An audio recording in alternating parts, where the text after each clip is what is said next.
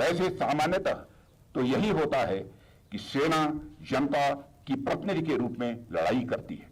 युद्ध में सिर्फ सेना ही नहीं लड़ती, बल्कि कोई भी युद्ध दो राष्ट्रों के बीच होता है और उनकी जनता के बीच होता है। आप देखिए कि किसी भी युद्ध में प्रत्यक्ष रूप से सेनाएं तो भाग लेती ही हैं, लेकिन अप्रत्यक्ष रूप से आप देखें तो इस युद्ध में किसान से लेकर डॉक्टर, इंजीनियर, वैज्ञानिक एवं कई सारे पेशों के लोग भी शामिल होते हैं। आप 1965 के युद्ध को ही देख लीजिए, जब हमारे तत्कालीन प्रधानमंत्री श्री लाल बहादुर शास्त्री जी के एक आह्वान पर पूरे देश ने अपनी सेना के लिए एक वक्त का उपवास करना प्रारंभ कर दिया था।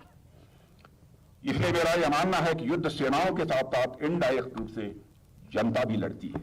लेकिन हाल ही के दिनों में युद्ध जिस तरीके से लंबे खिंचते जा रहे हैं, आने वाले समय में जनता को सिर्फ इनडायरेक्ट रूप से ही नहीं बल्कि डायरेक्ट रूप से भी युद्ध में शामिल होने के लिए तैयार रहना चाहिए। और मेरा यह मानना है कि जनता को इस बात के लिए मानसिक रूप से तैयार रहना होगा कि वह जब भी राष्ट्र को उनकी आवश्यकता पड़े, वह सेना की सहायता करने के लिए वह सदैव तत्पर रहें। इसलिए मैं देश की जनता से यह कहना चाहता हूं कि जिस प्रकार से हर सैनिक भारतीय है, उसी प्रकार से हर एक भारतीय को भी एक सैनिक की भूमिका निभाने के लिए हमेशा उसे तैयार रहना चाहिए।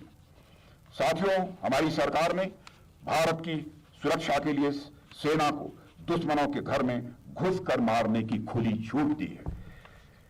और मैं आप लोगों को इस मंच से यह भी विश्वास दिलाना चाहूंगा कि मोदी जी के नेतृत्व में केंद्र सरकार की राजनीतिक इच्छा शक्ति में पिछले कुछ समय में लगातार बढ़ोतरी हुई है। सरकार पूरी तन्मयता के साथ अपनी सेना के साथ खड़ी है और देश की जनता और देश की संसद अपने सैनिकों पर यह पूरा भरोसा करती है।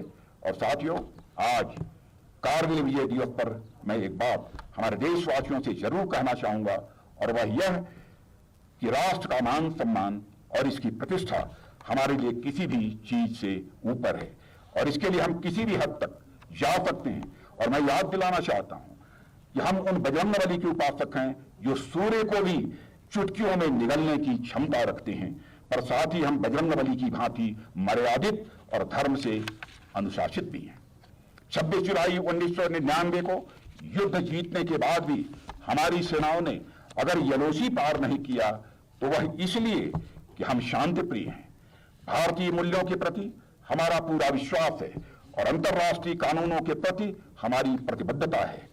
उस समय अगर हमने यलोसी पार नहीं किया तो इसका मतलब यह नहीं था कि हम यलोसी नहीं पार कर सकते थे। हम यलोसी पार कर सकते थे और हम यलोसी पार कर सकते हैं, और जरूरत पड़ी तो भविष्य में यलोसी हम पार करेंगे। और इसे फिर से दोहराना चाहूंगा कि हम यलोसी पार कर सकते थे, हम यलोसी पार कर सकते हैं यदि हमें छेड़ा गया, और जरूरत पड़ी तो भविष्य में हम यलोसी पार करेंगे। इसका मैं देशवासियों को अपनी तरफ से विश्वास दिलाना चाहता हूं।